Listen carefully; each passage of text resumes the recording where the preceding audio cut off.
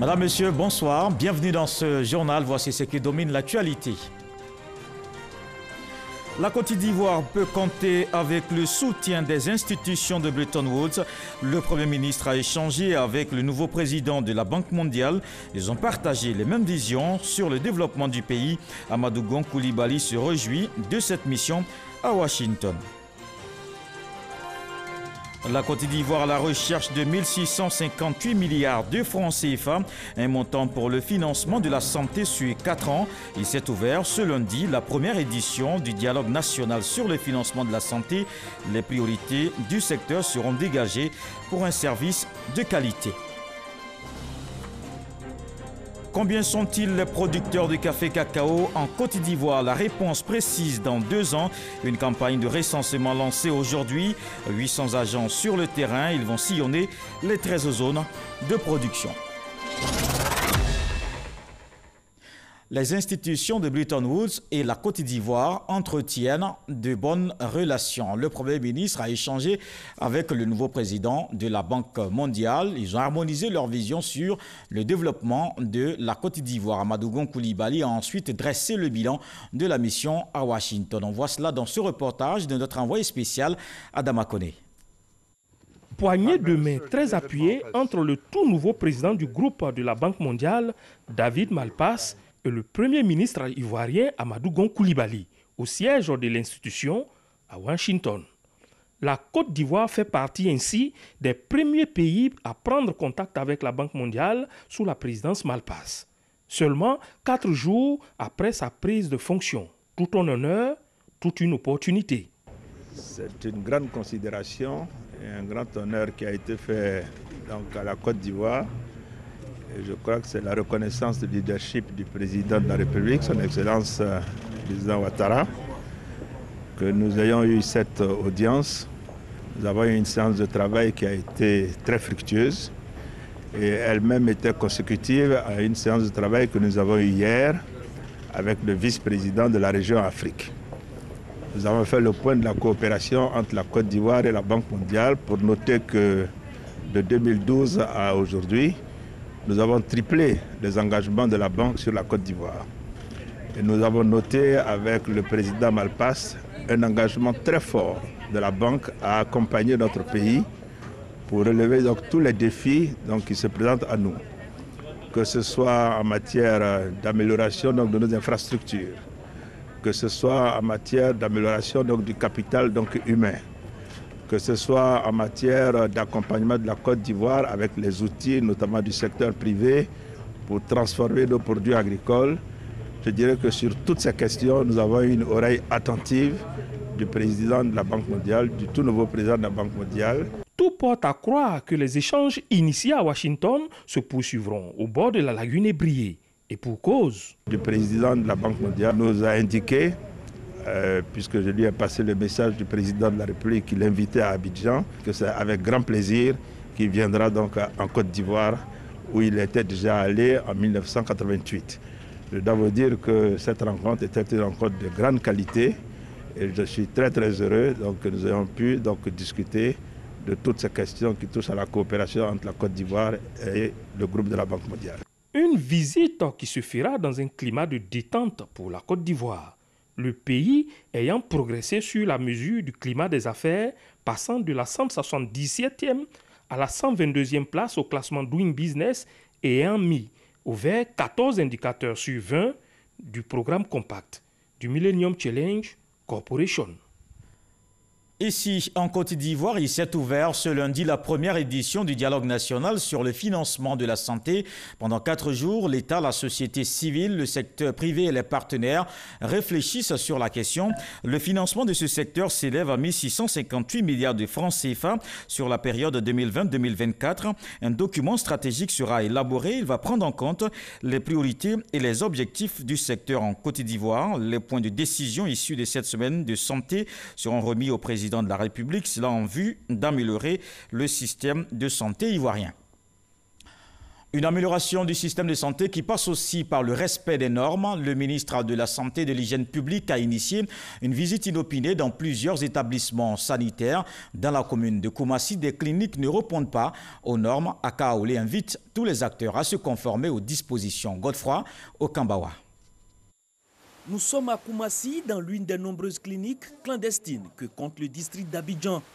Les agents qui y travaillent ne s'attendent pas à ce qui est sur le point de leur tomber dessus. Le ministre de la Santé et de l'Hygiène publique est en pleine visite, inopinée. Infirmière qui n'est pas là et qui, je dois le dire... Une visite qui lui permet de constater les conditions dans lesquelles les patients reçoivent les soins. C'est malheureux. Quand vous avez fait ce constat, vous comprenez que finalement, ce n'est pas des centres de soins, c'est plutôt des mouroirs. Dans ce pays, trop d'Ivoiriens meurent pour rien. Beaucoup de morts évitables, malheureusement, deviennent pratiquement une fatalité. Donc nous avons commencé par visiter les établissements sanitaires pour savoir si ces établissements sanitaires sont aux normes admises, si ça a été ouvert dans les conditions normales, s'il y a eu une autorisation du ministère de la Santé, et puis si ces établissements, même si c'est ouvert, exercent effectivement l'activité qu'ils doivent exercer. C'est-à-dire un infirmier ne peut pas exercer l'activité d'un médecin dans son centre de santé, comme un médecin généraliste ne peut pas exercer l'activité d'un médecin chirurgien. Les responsables de la clinique n'étant pas présents, la fermeture des lieux est immédiate. Autre décor, ce centre de soins médicaux qui propose des prestations dédiées aux cliniques. Il faut que de plus en plus, les Ivoiriens fassent très attention lorsqu'ils vont dans un établissement pour des soins. Quand vous voyez un établissement comme celui-là, vous-même vous devez vous rendre compte que cet établissement ne respecte pas les normes. Voyez-vous, donc vous êtes en danger. Les établissements publics même, nous sommes en train de les mettre aux normes pour qu'ils offrent des soins de santé de qualité. Mais comme les établissements privés également doivent être associés, il faut que ces établissements soient également aux normes. Cette série de visites s'inscrit dans le cadre de la mise en œuvre de la couverture maladie universelle. Il s'agit pour le ministre Akaolé d'inviter les acteurs du système sanitaire à respecter les normes en matière de prise en charge et de soins de qualité en Côte d'Ivoire. Le 30 mars 2019, le ministère du Commerce, de l'Industrie et de la Promotion des PME a procédé à la saisie réelle et la mise sous scellé de la cargaison des 18 000 tonnes de riz avarié d'origine birmane déchargée au port autonome d'Abidjan du 11 au 18 mars 2019 par le navire Ocean Princess. Après épuisement des procédures administratives en la matière, le ministre du Commerce, de l'Industrie et de la Promotion des PME et le ministre de l'Assainissement et de la Salubrité procéderont sur une durée d'un mois et ce dès demain mardi 16 avril 2019 à 10 h au transfert de la cargaison des 18 000 tonnes de riz d'origine birmane du port autonome d'Abidjan au centre de valorisation et d'enfouissement technique de Kossiouin où aura lieu la destruction de ce stock de riz non conforme. Le ministre du Commerce, de l'Industrie et de la Promotion des PME et le ministre de l'Assainissement et de la Salubrité invitent la presse et les associations de consommateurs à assister à cette destruction. Le Conseil Café et Cacao lance le recensement des producteurs. 800 agents bientôt sur le terrain. Ils vont parcourir les 13 zones de production sur 2 ans. Une opération qui va coûter 6 milliards de francs CFA, nous rapporte Noël Niagno. Café Cacao, la filière mêle l'agriculture avec une référence mondiale connue et établie. Premier producteur de cacao depuis des décennies. Mais qui sont les producteurs à l'origine de cette performance? Combien sont-ils?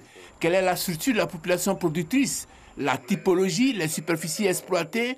Enfin, quel est l'âge des parcelles et leur localisation géographique? Pour apporter des réponses quantitatives et qualitatives à ces interrogations, le Conseil Café Cacao met sur le terrain 800 agents recenseurs sur 2 ans dans 13 régions productrices de Côte d'Ivoire. Le recensement montrera aux yeux de tous le travail qui est fait à la matière à travers la maîtrise de la traçabilité de nos produits, rassurant ainsi les différents partenaires commerciaux quant à la certification du cacao de Côte d'Ivoire. Au regard de ces opportunités, le Conseil Café Cacao lance un appel. Le corps préfectoral et bien vouloir veiller à la sécurité des agents recenseurs. La chefferie traditionnelle de procéder sur toute la durée du recensement à la sensibilisation continue de leur population. Les organisations des producteurs de s'engager aux côtés de la chefferie traditionnelle à la sensibilisation et à la mobilisation de leurs membres. Pour l'heure, les producteurs mobilisés à l'occasion de cette opération à impact salutaire pour la durabilité de la filière sont satisfaits. Pour une fois en Côte d'Ivoire, on aura une barre de données qui va récapituler tout ce qui produit le cacao en Côte d'Ivoire. C'est à saluer. Le Conseil a vu juste en procédant au recensement réel des producteurs de café cacao. C'est une très bonne opération que les producteurs saluent à sa juste valeur. Pour la mise en œuvre du projet, 800 motos seront mis à la disposition des agents recenseurs, 13 pick-up pour les coordonnateurs et des appareils de géolocalisation. Coût de l'opération environ 6 milliards de francs CFA. On reste dans le secteur agricole. La 14e édition du SIAM, Salon international de l'agriculture au Maroc, s'ouvre demain 16 avril à Meknès. Agriculture, levier d'emploi et avenir du monde rural est le thème de cette nouvelle édition. 1500 exposants issus de 72 pays attendus, dont la Côte d'Ivoire. Une occasion de promouvoir le SARA, le Salon international de l'agriculture et des ressources animales d'Abidjan, qui démarre le 22 novembre.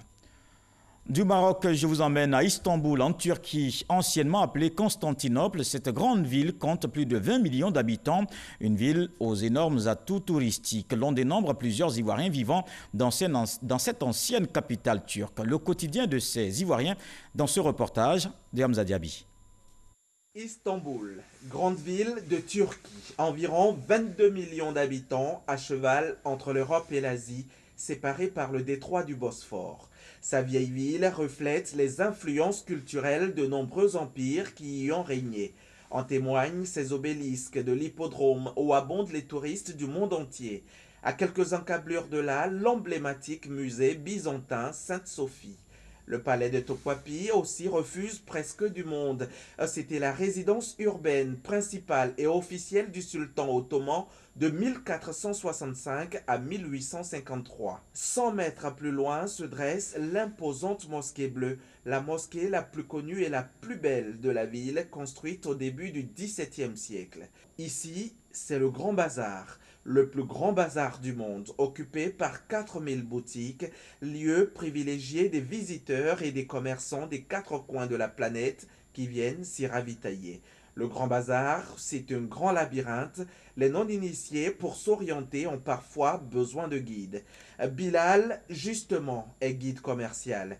Ivoirien vivant en Turquie depuis plus de 7 ans, c'est ici qu'il gagne sa vie. Le Grand Bazar, c'est un lieu très reconnu que tout le monde, quand il vient en Turquie, quand le Grand Bazar, tu veux venir connaître puisque tu as entendu parler. Donc, quand ils arrivent, on vient, on visite. Il y a d'autres qui profitent d'acheter les bijoux. Quand on quitte les clients, par jour, on prend 50 € par client, 33 000 par jour. On te guide. Quand tu rentres en Turquie, tu es sous notre protection. On te débute jusqu'à la fin. On sert d'interprète aussi, puisqu'il y a la langue aussi qui fait aussi problème ici. Des guides commerciaux au Grand Bazar, il y en a de plusieurs nationalités.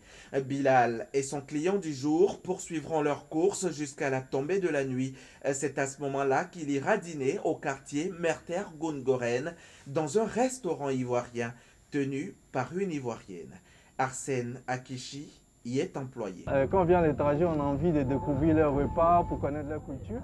Mais quand ils veulent se sentir au pays, en fait, l'endroit indiqué, c'est vraiment le restaurant Owana qui est situé à Merter.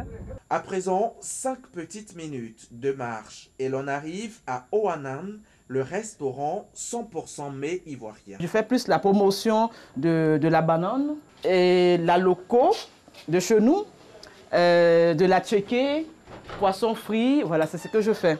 D'accord. Et quel est le mets, le plat le plus apprécié ici, et par les Turcs, et par les Togolais, et par les Ivoiriens? Ce qui est apprécié par les Turcs, c'est beaucoup plus la loco. Parce que les Turcs ne connaissent pas la banane, le plantain. C'est vraiment du nouveau pour les Turcs. Donc je fais la loco je fais la banane bouillie, je fais un peu de schiste pour attirer la clientèle sur Tutuk, pour connaître un peu ce qui est la loco, les différents mets qu'on fait avec la loco. Et maintenant, pour les Africains en général, c'est la tchéké, précisément le garba, ou la tchéké, on appelle chez nous le APF. Parmi la clientèle déjà attablée, une dizaine d'Ivoiriens. Souvent, c'est vraiment difficile de manger les plats turcs. Voilà, parfois, on a vraiment besoin de se sentir chez nous. Voilà, donc quand c'est comme ça, on regarde notre téléphone, on voit le numéro des tantis, on commence à sourire parce qu'on sait qu'on peut manger la nourriture que maman préparait. On a essayé de chercher sur Internet et en demandant aussi, nous nous sommes rendus compte qu'il y avait un restaurant ivoirien qui servait à cette heure-ci. Donc nous sommes juste venus pour manger comme chez nous. On est en train de manger de la sauce feuille, on a du poisson braisé, on a de la loco, on a de la tchéké, vraiment comme chez nous. Vraiment comme chez nous. Le goût y est, ça va. Pour Murat également, le goût y est. Le citoyen turc dîne à Oanan au moins 3 fois chaque semaine. Auparavant, il a déjà été en Côte d'Ivoire et quand il est parti, il a aimé la nourriture ivoirienne. Donc quand il est retourné ici, il a entendu qu'il y avait un restaurant ivoirien ici. Donc ils lui ont proposé de venir, qu'ils font très bien la nourriture. Donc c'est pourquoi il est venu manger ici ce soir. Il dit que c'est possible qu'il prenne une femme ivoirienne pour lui faire la nourriture ivoirienne. En attendant que soit réalisé ce vœu, Murat continuera de pousser la porte du restaurant Oanan, lieu de rencontre et de partage des souvenirs des Ivoiriens vivant à Istanbul. Ici sur place, très peu de jeunes connaissent véritablement leurs droits. Le secrétariat d'État chargé des droits de l'homme lance une campagne de sensibilisation. Elle va permettre de promouvoir la charte africaine de la jeunesse. Les membres du gouvernement présent appellent les jeunes à jouer pleinement leur rôle dans la Côte d'Ivoire nouvelle. Didier Nguessan. Ces jeunes sont venus nombreux pour le lancement officiel de la campagne nationale de promotion de leurs droits. La secrétaire d'État chargée des droits de l'homme, Aimé Zébéyou, invite les jeunes à s'approprier leurs droits à travers la Charte africaine de la jeunesse que la Côte d'Ivoire a ratifiée en 2009. De même, la juriste exhorte les jeunes à être le fer de lance de l'Ivoirien nouveau en participant pleinement au développement de la Côte d'Ivoire. Partant de son exemple, Mamadou Touré, ministre de la Promotion de la Jeunesse et de l'Emploi des Jeunes, appelle les partis politiques au renouvellement des générations avec la promotion des jeunes au sein des instances politiques. Des messages francs renouvelés par Amadou Koné, représentant le Premier ministre. Le conseil que je pourrais donner, c'est de tout faire pour que le droit collectif, le droit des uns et des autres donc, soit préservé, pour qu'à l'intérieur de la collectivité, vous puissiez vous épanouir. Lorsqu'on dit que vous êtes l'avenir du pays, il faut bien comprendre que le pays vous appartient et que c'est vous et personne d'autre qui auriez un jour en charge la gestion de ce pays. En réponse à ces messages, les jeunes s'engagent. On fera le nécessaire en fait pour que cette jeunesse s'approprie ses droits et qu'elle puisse également respecter ses devoirs. Parce qu'il ne s'agit pas seulement que de droits, mais également de devoirs. Le gouvernement n'a pas à jouer et nous aussi la jeunesse n'a pas à jouer. Donc les deux côtés nous devons mettre tout en œuvre afin que la charte soit respectée. De la protection à l'intégration socio-économique en passant par l'approche culturelle, la Charte africaine de la jeunesse est un cadre juridique d'émancipation des jeunes sur le continent. La campagne nationale ouverte, les jeunes seront formés durant 2 jours sur leurs droits. Un mot de religion, les chrétiens catholiques sont entrés dans la semaine sainte. C'est la dernière ligne droite du temps de carême, une marche vers le week-end pascal. Comment les chrétiens vivent-ils cette période? Suivons ce reportage de Grace Kando. Paroisse à Saint-Jean de Cocody, une fidèle en prière à la grotte devant la Vierge Marie. C'est le temps de carême, moment d'intense prière, temps de conversion personnelle et de pénitence pour le chrétien de se rapprocher de Dieu. Depuis le 6 mars, début du carême chrétien marqué par l'imposition des cendres, des chrétiens catholiques vivent leur foi et le manifestent par divers actes au quotidien. Avant de commencer ce carême, je suis entrée en moi-même. J'ai vu les failles de ma vie, les péchés, les différents péchés dans lesquels j'étais encore. Et j'ai demandé vraiment à Dieu de toucher ces différents domaines-là, de les enlever pour faire de moi une personne meilleure. J'ai renforcé mon temps de prière, c'est-à-dire je prie un peu plus qu'avant. C'est comme ça que j'ai décidé de vivre mon temps de carême. En dehors de la prière, j'essaie de me comporter correctement, de pardonner, de partager. Ma mère et moi, ça fait 2 ans qu'on ne se parle pas. Pour les problèmes de famille et en ce temps de carême, j'ai profité pour faire la paix avec elle. Parce que quand je priais, je n'étais pas en paix. Dans cette famille à Petit Cocody, les prières sont communes spécialement pour cette période de carême. Les Badji s'unissent pour confier leurs intentions de prière à Dieu. On n'a pas l'habitude de prier ensemble parce que chacun a ses activités. Mais dans le temps du carême, on fait un effort pour se retrouver au moins une fois dans la semaine ou 2 pour prier ensemble. On prie généralement pour la paix, pour notre famille, pour nos frères et sœurs et pour le pays. Après, on prie aussi pour nos intentions personnelles. Le carême est aussi le temps de solidarité et de partage. Ici, à la paroisse Saint-Joseph Époux d'Abobo, les prières meublent la journée autant que des actions sociales. Chaque CB a été sensibilisé donc aux valeurs du partage, de la solidarité et du vivre ensemble, de la communion, de la spiritualité. Soit pour visiter les malades dans les hôpitaux et dans les maisons, soit pour venir en aide aux pauvres et aux malades. Et cela part de la prise en charge des médicaments jusqu'à leur vie sociale de chaque jour. Nous avons, n'est-ce pas, sensibilisé la population chrétienne d'Abobo à aller vers l'autre. Le social va se prolonger jusqu'à la célébration de la Pâque, mais avant, durant cette semaine sainte qui conduit à la fin du carême, les chrétiens se préparent à vivre le Triduum pascal. La Semaine Sainte célèbre le cœur du mystère chrétien, à savoir la mort et la résurrection du Christ. C'est le concentré du christianisme. Pour les chrétiens, c'est un temps très fort. Il doit pouvoir se confesser, se remettre en cause et remettre sa vie à Dieu.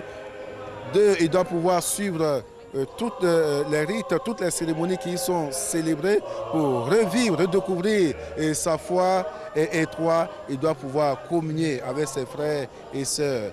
Par rapport à la Semaine Sainte, je vais chercher vraiment à me rapprocher plus encore de Dieu. Plusieurs temps forts vont marquer la Semaine Sainte, notamment l'institution de l'Eucharistie, le lavement des pieds et le chemin de croix du Vendredi Saint. Une masse de fumée est montée dans le ciel parisien. L'odeur de brûlé s'est répandue dans les ruelles du quartier latin. La cathédrale Notre-Dame de Paris est partie en fumée. Un incendie s'est déclaré ce soir même dans ce monument le plus visité d'Europe. Herman Guivet.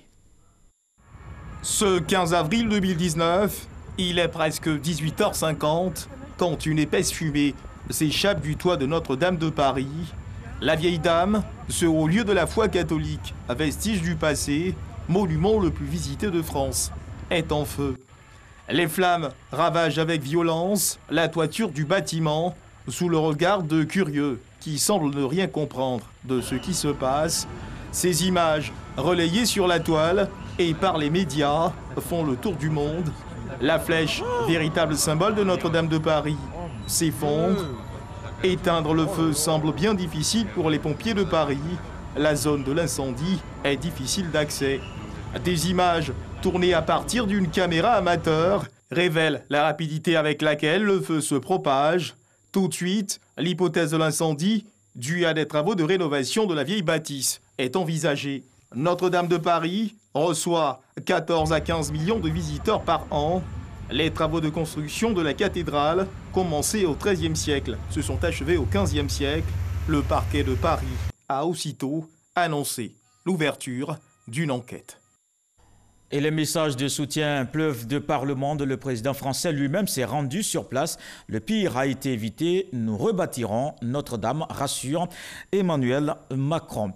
Parlons cette fois de sport comme facteur de rapprochement entre la police nationale et les populations. Les deux entités ont parcouru samedi dans la commune de Cocody plus de 5 km ensemble. Une initiative qui renforce la cohésion sociale. Godefroy Okambawa.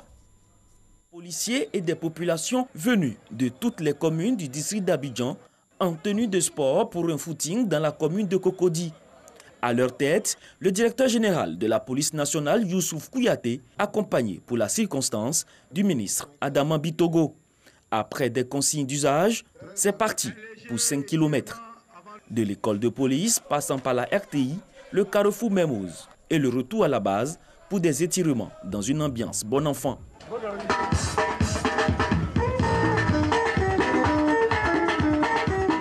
Une séance sportive qui s'inscrit dans le cadre du renforcement des relations police et population. La police en elle-même est l'expression et l'émanation du peuple de Côte d'Ivoire dans sa diversité ethnique, religieuse et géographique. Et en cela, le sport de cohésion de ce matin est effectivement le reflet de ce que vous-même êtes donc dans cette dynamique de rassembler les Ivoiriens autour d'un seul objectif, notre belle patrie, la Côte d'Ivoire. Plus de 8000 personnes ont pris part à cette foulée sportive. Les responsables de la police nationale entendent pérenniser cette rencontre tous les premiers samedis de chaque mois. Une initiative qui participe à la cohésion sociale et du vivre ensemble. Elle vise également à briser les barrières entre la police nationale et les populations.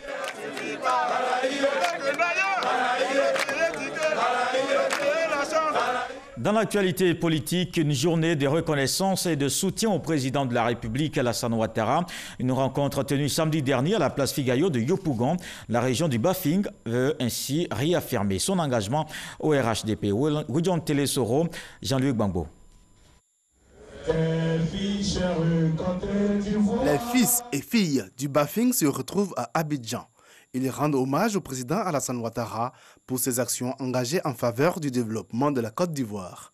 Le président de la République, Alassane Ouattara, un bâtisseur, un visionnaire pour la Côte d'Ivoire, notre belle nation. Depuis l'arrivée du président de la République, nous pouvons citer la construction de plusieurs établissements scolaires, primaires, collèges et lycées, l'adduction en eau potable et l'électrification de nombreux villages, la mise en œuvre du programme des filets sociaux. Yopougon au rythme d'une célébration de reconnaissance au chef de l'État ivoirien.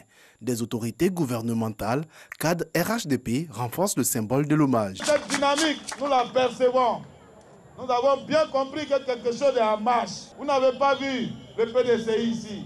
Vous n'avez pas vu le RDR. Vous avez vu le RHDP et les enfants du parti. Ce pays est promis à un avenir merveilleux. Il suffit que nous sachions nous unir. La région du Bafing prend rendez-vous avec le parti unifié RHDP le 27 avril prochain pour une mobilisation d'engagement à Touba. En culture, la caravane UE Magic Tour a démarré hier dans la commune de Koumassi. Plusieurs artistes étaient en prestation, dont le groupe Magic System. Ils ont instruit les jeunes sur les questions de démocratie, éducation et justice, des valeurs que l'UE et les Gaou magiciens veulent promouvoir dans 6 villes du pays. Issa Tionayo. Koumassi, place Inch'Allah. Un nombreux public pour assister au concert du lancement de la caravane UE Magic Tour.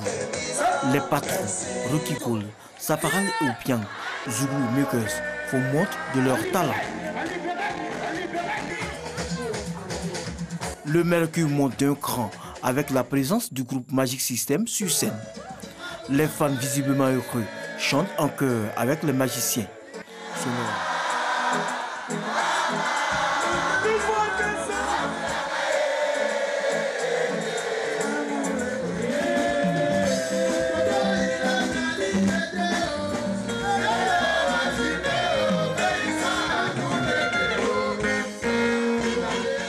La caravane UE Magic Tour est un moment pour promouvoir la démocratie, la bonne gouvernance, la scolarisation de la jeune fille et bien d'autres valeurs. Tout le monde parle de l'alliance entre l'Europe et l'Afrique et nous on a voulu faire ça une réalité avec la population. C'est-à-dire se rapprocher de la population et partager ce qu'on a en commun. Koumassi était vraiment la commune par laquelle il fallait commencer et nous sommes venus.